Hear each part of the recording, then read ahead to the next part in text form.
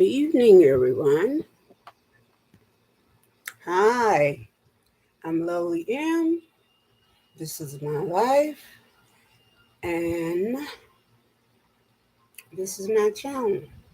Hi, everyone. Hello, community. Hi, tribe. How are you all doing today? I hope you all doing well. Well, I always forget to take my glasses off because it casts glare on the screen. So, I am here because I have Okay, today is my series, to tell the truth. Uh, I've been on a little sabbatical. Sometimes I do too much, and then my daughter have to sit me down uh, and tell me to get some sleep. So sometimes I get too locked up in doing this because it's a job that God wants me to do. But I sometimes forget to take care of myself. So my daughter reminds me, and I do it.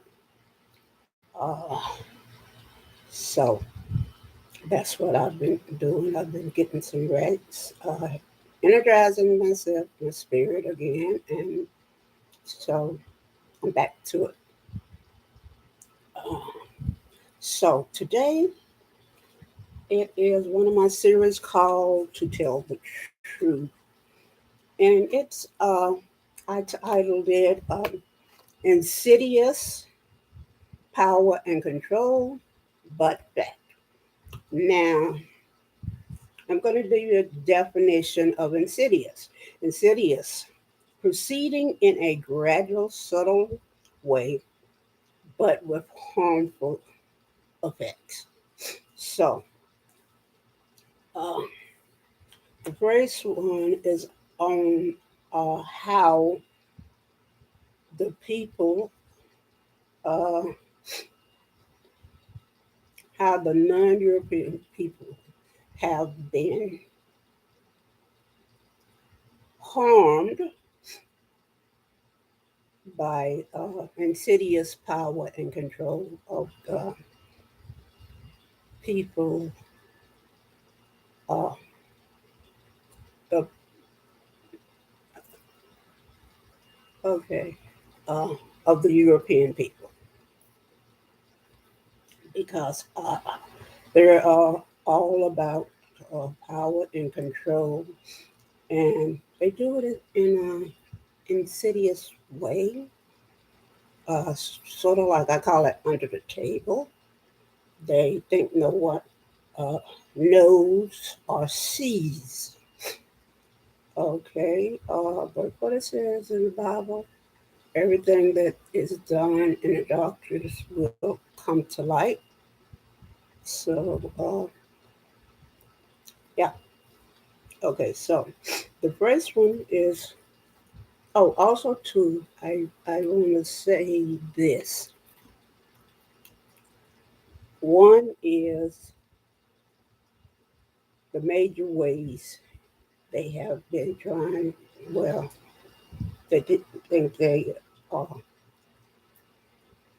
in control of everything, but um, they have been doing this with lies about the uh, non-European people of this country.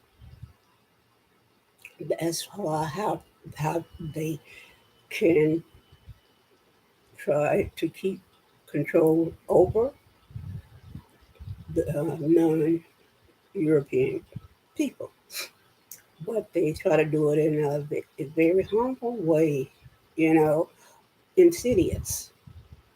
And so this is some of the ways. Some people know of these ways, and some people not aware, and some people could hardly care Doesn't matter to me. Okay. The first is lynchings, okay, of the non-European people. Okay. Um, from 1700 uh, to 1966, but I don't say 1966 because some of these things, lynchings, are still going on, whether people realize it or not. It's still happening, these lynchings, okay? Uh, so I would just put a question mark to that one instead of 1966 because they were still going on even after 1966, and they still are. All right. The next one is literary tests for voting. Oh, yeah. It was mostly done in the southern states used to disenfranchise many non European while allowing illiterate Europeans to vote. This was done by making the test extremely hard. Yeah, that's one of the insidious ways. Uh, like I said, power and control, power and control. They're consumed with this. Excuse me. I have allergies that sometimes it just goes on and on and on. Okay, excuse me. Ah, yes. I'm sure most people have heard of the Jim Crow laws. hmm Example, segregation, and public schools. Now, this one here, uh, when we were at our own schools, and which I remember a lot of my teachers now, and my principal, it was lovely. I was happy there. Many of my brothers and sisters was happy there also, too. It wasn't until integration that all of that, okay, segregation in all public places was a supposedly, yes, that phrase, separate but equal. Yes, status for non-European Americans. hmm yes, and then of course the Crown Act. Now this is a good thing, and we're fighting to get this put in. Okay, so people will not be discriminated because of their hair and get fired from their jobs, uh, or taken out of public places because they don't have their hair correct. So that's one. Another one that's insidious and power and control. Okay. Mexican Repatriation Act from 1929 to 1939 forced migration to Mexico due to the, the close proximity to Mexico. Uh, and this was done by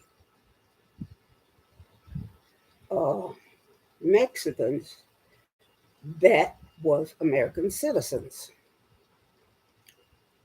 hmm Yeah, the European people did this. Okay. The next one is this. Uh, okay, let's see here. The Black Codes, 1860s. These were laws passed on in the South to limit the basic human rights and civil liberties of non European people. Who are you kidding? This is still happening insidiously, but it's still happening. Okay. Let's see here. Okay. I have to pull up something before I continue on with this and put on my second eyes. Okay. This is 1850.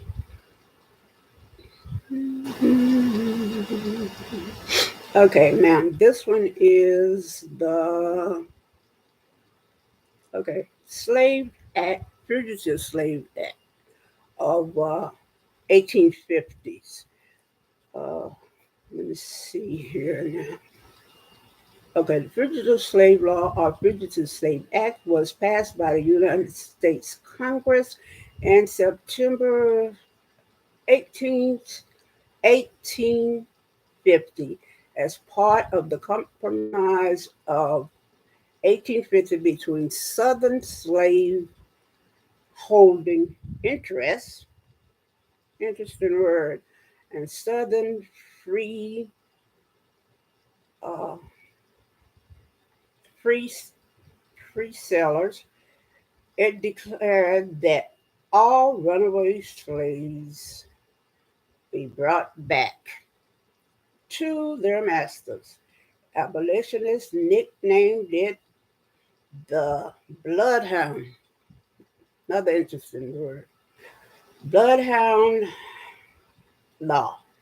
For the dogs that were used to track down runaway slaves. Hmm. Yeah.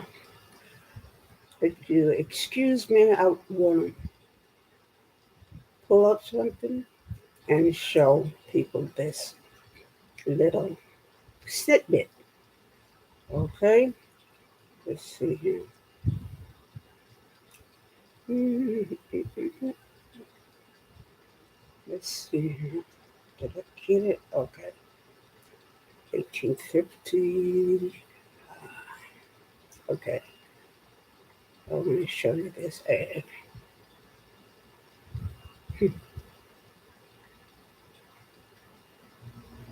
Okay.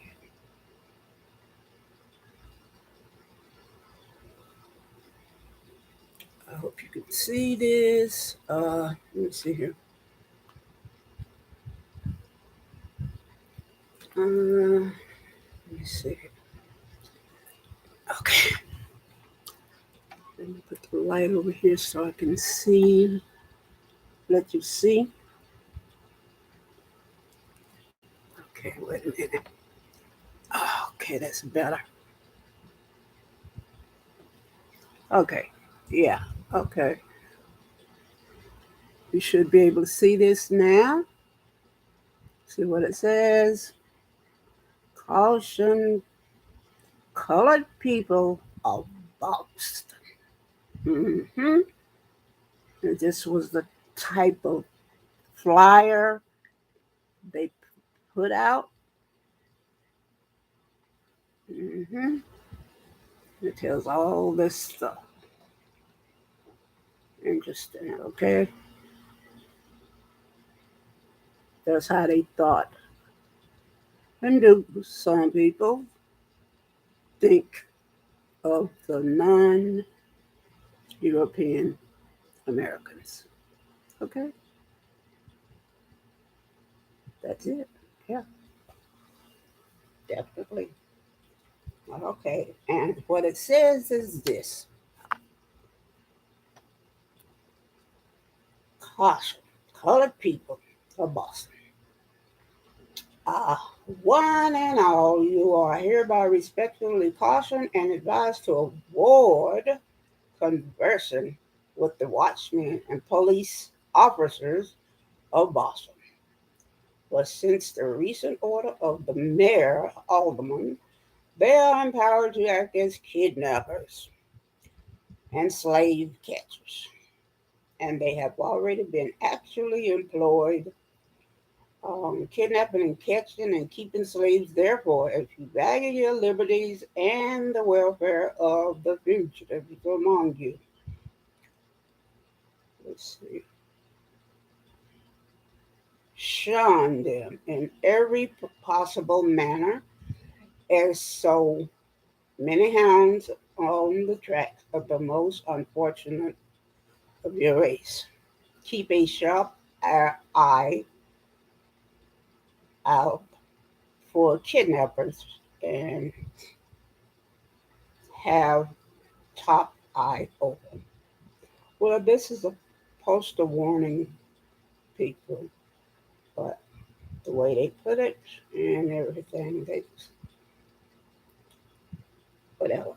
Okay, let's see here. What's next is okay, Fugitive Slave Act of 1830.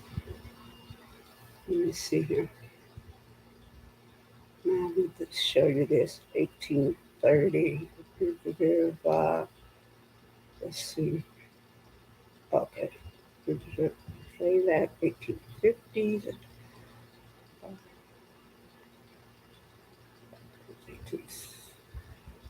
Let me see. 1830.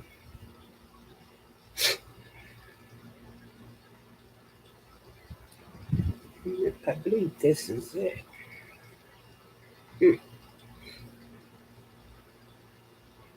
I think this is it. Okay.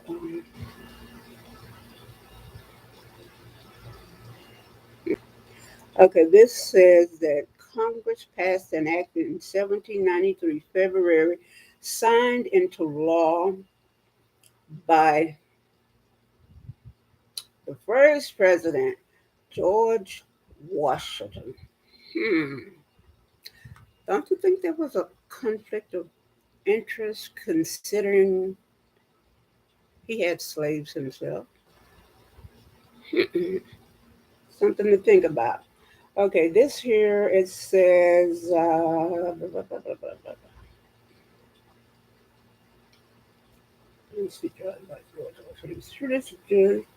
the fugitive slave clause of the U.S. Constitution guaranteed the right of a slaveholder to recover an escaped slave. The law established a legal mechanism by which escaped slaves could be seized in any state, brought before a magistrate, and returned to the masters, giving states the right to demand a slave be returned. Hmm. The law made it a crime to assist a fugitive or a slave in escaping, with prison and a fine for helping a fugitive, but only a fine for helping a slave. The act made every escaped slave a fugitive for life unless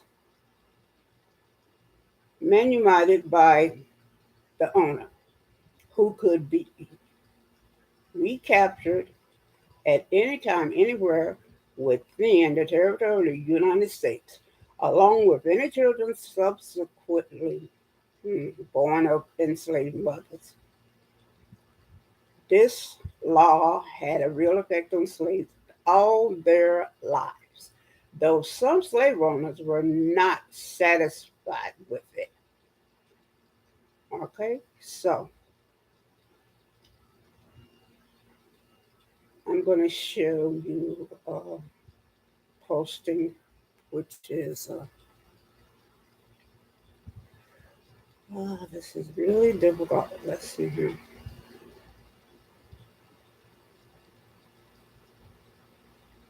Okay, let's see here.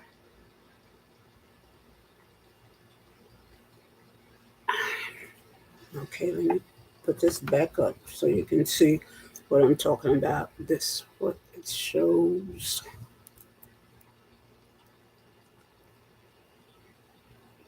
Okay.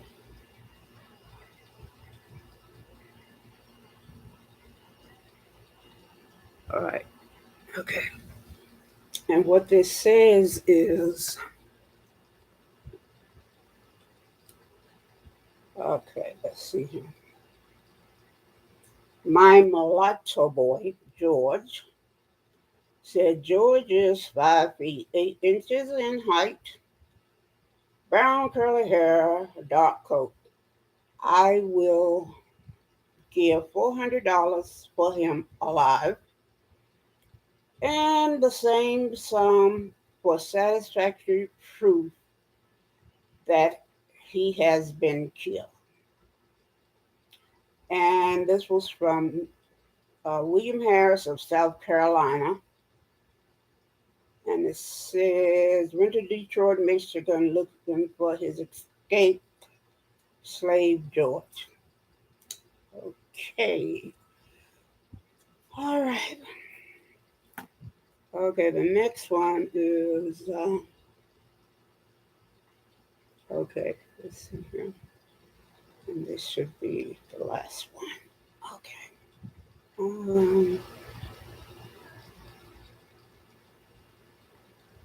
All right. Okay.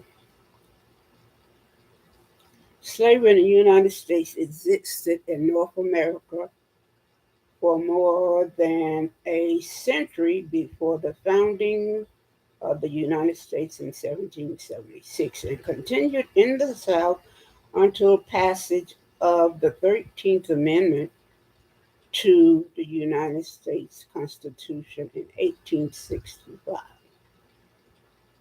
Okay, I don't know if I said this at first, but the lies that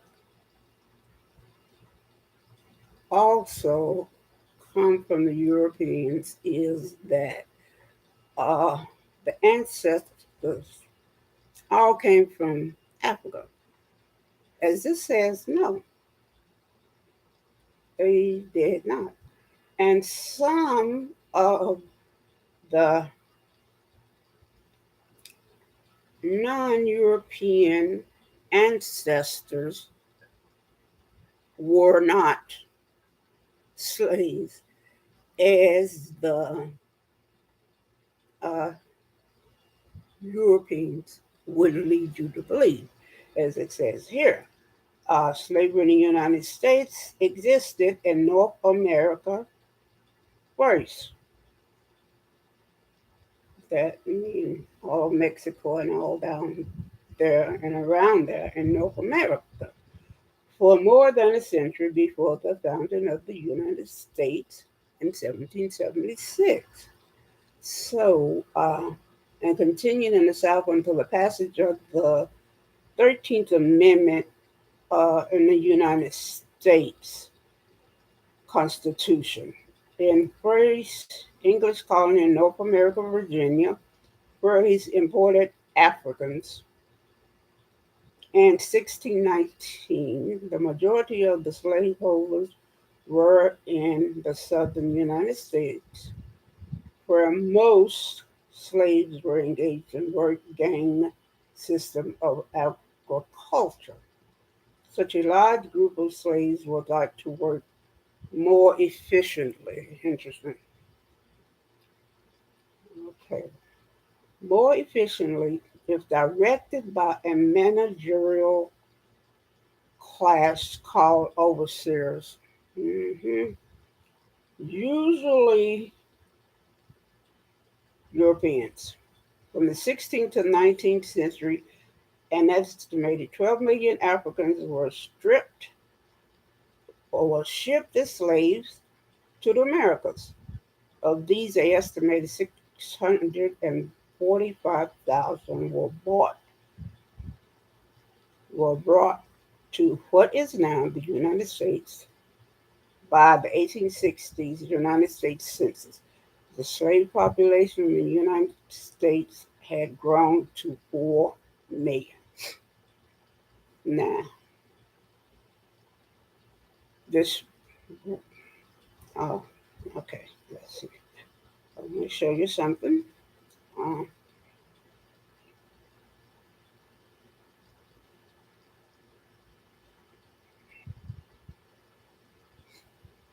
okay. Now, I want to show you this.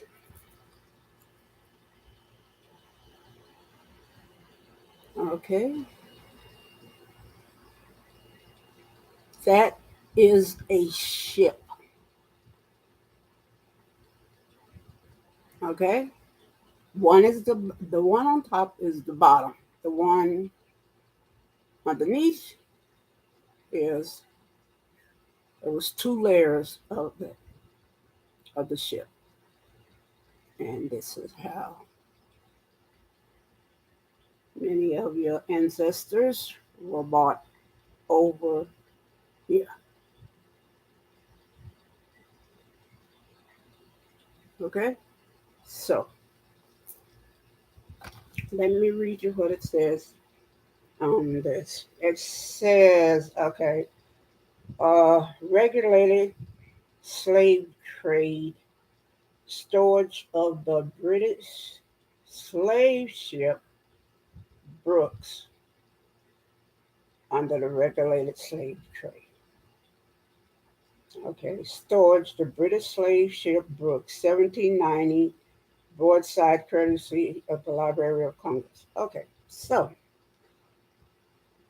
uh, so it says that 1500 to 1865. It really should have been 1863, but because the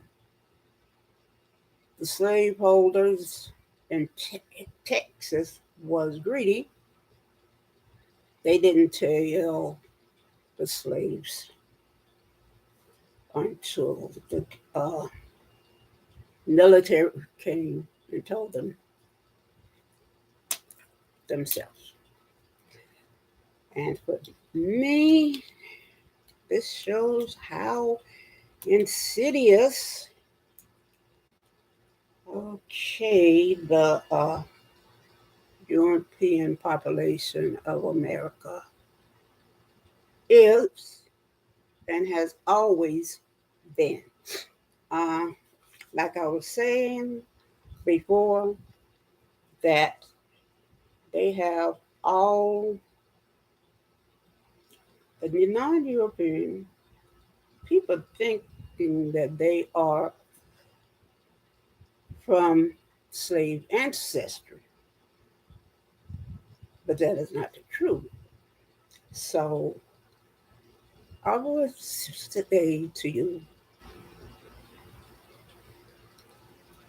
that get your ancestry DNA, and from there you can do your own genealogy or hire somebody, and you can figure it out the genealogy from the countries where they say that different parts of your genealogy is from. Okay, because I have done this myself, and I know that my genealogy is from uh, Israel, Yemen, India, uh, and North American Indians from Mexico. So you can do this yourself.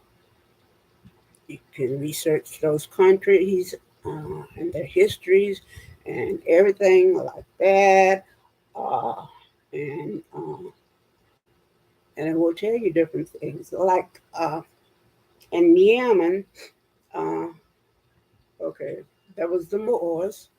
There was very strong fighting people. Uh, they kept slaves and they kidnapped people, uh, and also and they sold them. also to Africa and later the United States and everything. They spoke, I believe it said Arabic, there was Islamic, the religion. See, so things like that you can learn from your DNA and to study your genealogy. And you can find out a lot of things. Okay. So in that area, uh, it is said for, I think, Asian, there, yes, that area is Asian. Uh, I could name, I can't remember exactly the different countries that are in this area, but I can't remember right now. Uh, but do that for yourself and your family. Get your DNA and find out where you're exactly from. Because it isn't always Africa. And it's not the Africa you think. Because there's North Africa, West Africa, East Africa, South Africa. And there's in different uh, countries around there. So there's a lot to find out, and you need to find it out. So I hope this has been very informative to everyone, and thank you so much for, for coming. And I hope you enjoy these series that give you this information that I have put so many hours of research in, and I hope that it has helped you and put a spotlight on things that the Europeans have been telling everyone and have put a divisive uh, curtain between this, this, Asia, Mexico, different places, different countries, and have told so many lies on non-European people. So, do the research also too for yourself and for your family. And thank you for coming and watching my channel. And please subscribe and like and help me to get 500 subscribers. Thank you. Have a good night and see you soon. Good night.